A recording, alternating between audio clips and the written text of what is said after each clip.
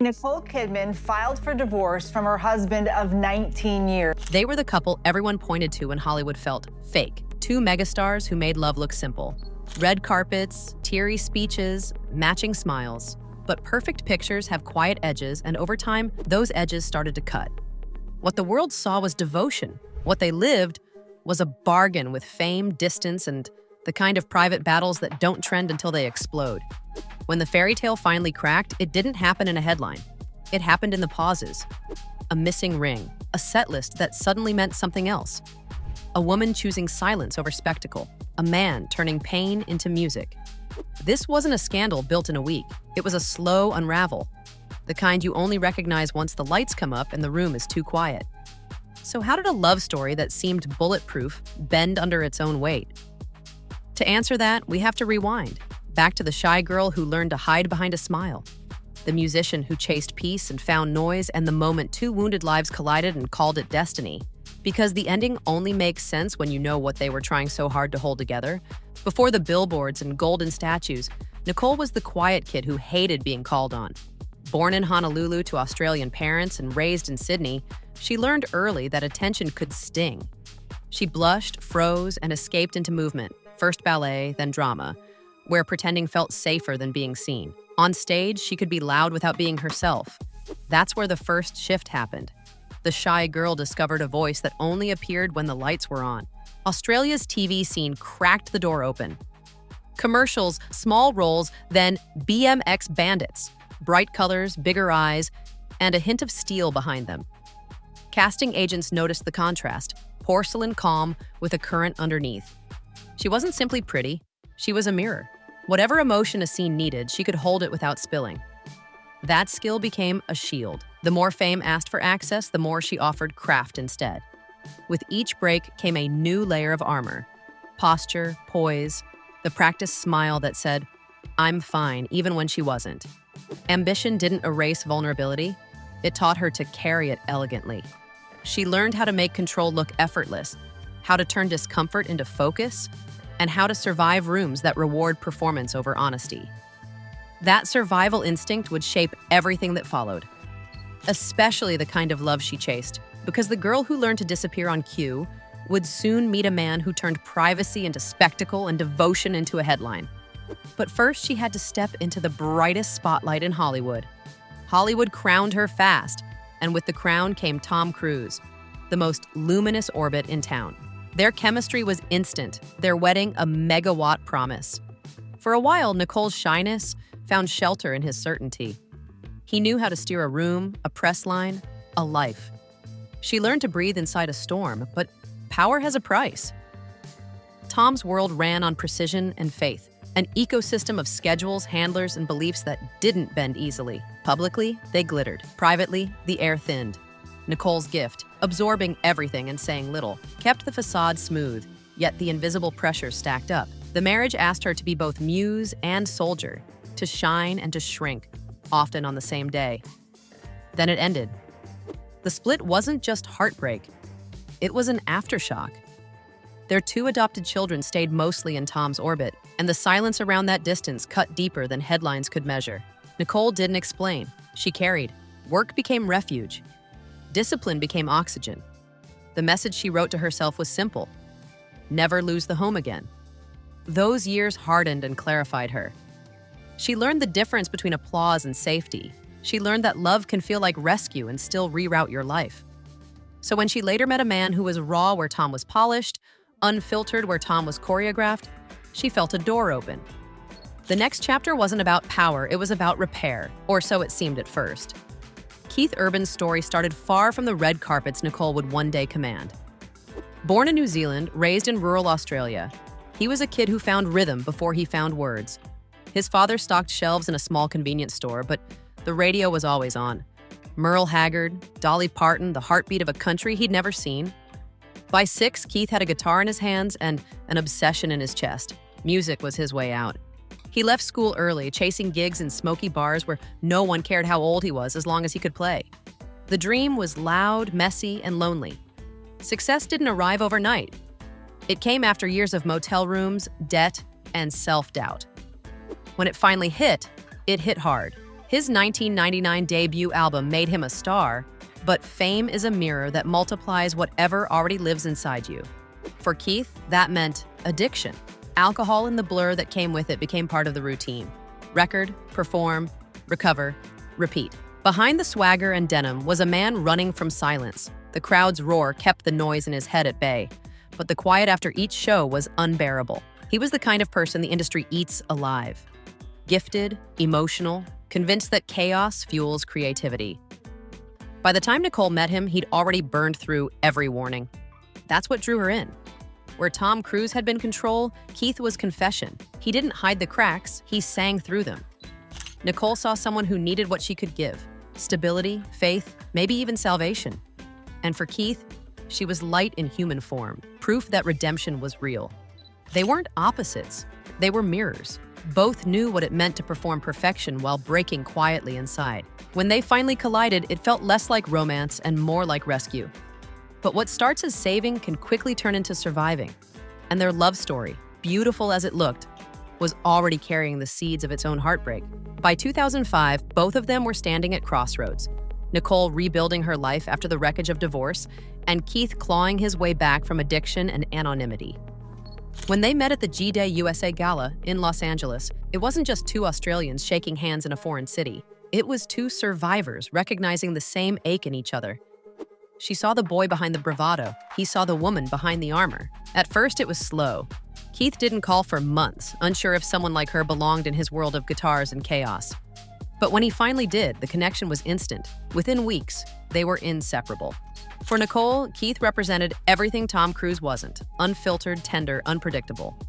For Keith, Nicole was validation, the calm he'd never been able to find on his own. Together, they looked unstoppable. The Oscar winner and the outlaw poet, the perfect collision of elegance and grit. Their 2006 wedding in Sydney looked like a movie ending. Candlelit chapel, Balenciaga gown, a country boy serenading his bride under the stars.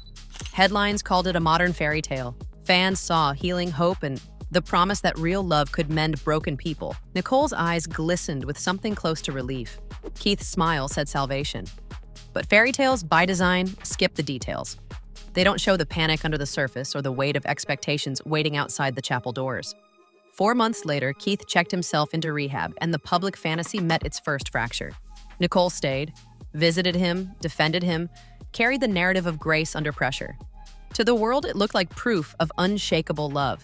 But behind that strength was exhaustion, and behind his redemption was guilt. Still, they chose each other again and again, even when the choice was heavy. Because for both, the other had become a symbol of what they were most afraid to lose. She couldn't fail another marriage. He couldn't relapse on love. What they didn't realize yet was that love built on rescue can start to feel like a job. And no matter how beautiful it looks from the outside, eventually, the weight starts to show. After rehab, the fairy tale resumed, at least in public. Nicole walked red carpets with serene composure. Keith poured his heart into stadiums packed with believers, and together they built an empire of resilience. To fans, they weren't just a couple, they were a redemption story. Every award show kiss, every teary-eyed speech became proof that love could survive anything. But survival and peace are not the same thing. Behind the soft smiles and twinned outfits was a life measured in time zones and itineraries. Nicole filmed in London 1 month, Morocco the next. Keith lived on buses and stages, his calendar stitched with late nights and hotel rooms. They made a rule: never apart for more than 2 weeks. It sounded romantic until it became another impossible promise. Missed calls turned into polite texts. Texts turned into long silences. They didn't fight, they drifted. Quietly, elegantly. Then came what they thought would fix everything: children. Sunday Rose in 2008, Faith Margaret in 2010. For Nicole, motherhood wasn't just joy, it was redemption. After losing daily contact with her first 2 kids in the cruise aftermath, she vowed never to let distance win again. For Keith, fatherhood was love he didn't have to perform. He adored his daughters, but the touring, the recording, the pressure to stay relevant, they all pulled him away from the stillness he needed to be present. When they were together, they were tender. Photos of airport reunions, tiny hands clutched in hers, Keith carrying toys through terminals. But the rhythm of fame kept interrupting their rhythm as a family. Nicole built routines, Keith improvised. She sought calm, he chased noise. They wanted the same life, just at different speeds. And so the imbalance grew. Not from betrayal or scandal, but from slow exhaustion. She became the anchor. He became the wind. The more she tried to steady him, the further he drifted. And yet, the world saw only devotion. The picture looked flawless, even as the frame started to crack. But in Hollywood, perfection always demands a price. And for Nicole and Keith, that bill was about to come due. By the mid-2010s, the edges of their perfect story were starting to show, but they learned how to hide them in plain sight. Every interview became a rehearsal. Every red carpet touch was choreography. Nicole would laugh at a reporter's question and glance up at Keith like it was all effortless. Keith would whisper a line of gratitude into the microphone and the audience would swoon. Together, they kept the illusion alive, because sometimes illusion feels safer than truth. The rumors started small, a blurry photo of them arriving separately. Keith spotted at a Nashville bar without his ring. Nicole at a film premiere alone. Tabloids spun them into headlines. Trouble in paradise, living separate lives, cracks in the fairy tale. Each time, they denied everything with polished calm. "We've never been stronger," Nicole said, smiling just enough to make people believe her. Keith echoed her words on stage, calling her my everything between songs. But even perfection has fatigue. Friends began to notice the pauses between their sentences, the way affection had become timing. Nicole, who once found comfort in structure, now seemed trapped by it. Keith, restless as ever, resented the careful image they had built together. Their love was still there, but it lived in the past tense. Something to protect, not something to grow. Social media only made the pressure worse. Fans expected proof of happiness, and every silence became a scandal. When they did appear together, it felt like a statement rather than a moment. She smiled for the camera. He squeezed her hand just a second too long. It was subtle, but it was enough. People could feel the strain, even if they couldn't name it. The truth was simple and brutal. The marriage had become a brand, and like any brand, it required constant maintenance. Each public appearance was damage control. Each private conversation, a negotiation. They weren't fighting for love anymore. They were fighting to keep the story believable. But stories built for other people rarely survive the people living inside them. And when theirs finally broke, it wouldn't be a tabloid leak or a scandal. It would be something quieter, sadder, and much harder to deny. It ended the way long stories do. Quietly, then all at once. The filing used 2 words, irreconcilable differences, but the subtext read like a diary. Years of distance. Perfection as a job. 2 people tired of holding the same pose. Friends said Nicole chose peace. Keith chose honesty. No scorched earth statements. No courtroom theater. Joint decisions for the kids. Separate finances. A public that wanted villains found only humans. What hurt wasn't a single betrayal. It was the slow math of mismatched lives. Her need for ground. His hunger for air. When the paperwork surfaced, fans didn't just grieve a marriage. They grieved an idea that love, if you tried hard enough, could outrun everything. Nicole moved forward with composure. Keith walked on stage without a ring. And for the first time in years, the story simply stopped performing and finally told the truth. After the divorce papers dropped, their reactions split like day and night. Keith turned pain into performance. On stage, he sang without his wedding ring, twisting old lyrics into new confessions. The crowd wasn't just listening, they were dissecting every word, every pause, searching for meaning in his heartbreak. His grief became entertainment. His concerts turned into therapy sessions under blinding lights. Nicole, meanwhile, chose stillness. No statements, no public tears, just quiet elegance. She appeared at events alone, poised but distant, her focus clearly on her daughters. Where Keith externalized pain, Nicole internalized it, using silence as armor. The contrast fascinated fans. The man who healed through sound, and the woman who healed through calm. In the end, neither won or lost. They simply survived in their own language. His was volume, hers was grace. And when the noise finally faded, what remained was honesty, not heartbreak. In the end, their story was never really about a breakup. It was about the quiet truth behind the performance. For nearly 20 years, Nicole Kidman and Keith Urban convinced the world that love could outlast chaos, distance, and fame. And for a while, it did. But even the strongest hearts can grow tired of pretending everything's perfect.